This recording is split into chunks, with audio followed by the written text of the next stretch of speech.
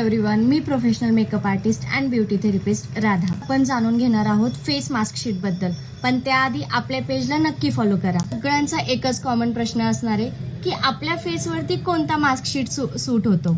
प्रत्येकाची स्किन ही वेगळी असते. कोणाची ऑइली असते, कोणाची ड्राय असते आणि कोणाची कॉम्बिनेशन असते. सो आपल्याला त्यानुसारच आपल्याला आपला फेस मास्क शीट निवडायचा आहे. असे असंख्य मास्क शीट्स आलेले आहेत.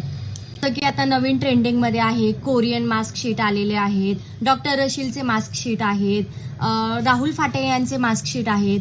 प्रत्येकाच्या स्किनला जे जे सूट होतात ते त्यांनी तेच यूज केलं पाहिजे. आता त्या मास्क शीट मध्ये असतं तरी काय नक्की? प्रत्येक मास्क शीट मध्ये एक गोष्ट कॉमन असते, ते म्हणजे ग्लिसरीन.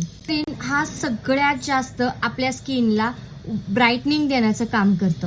शीटचा वापर केल्याने आपल्या स्किनवरती जी काही डेड स्किन असते किंवा जे काही ओपन पोर्सेस असतात ते सगळे क्लोज होतात आणि डेड स्किन निघून जाण्यासाठी मदत करते. मार्केटमधील भरमसाठ मास्क शीटपैकी माझं पर्सनली असं फेवरेट आहे ते म्हणजे O3.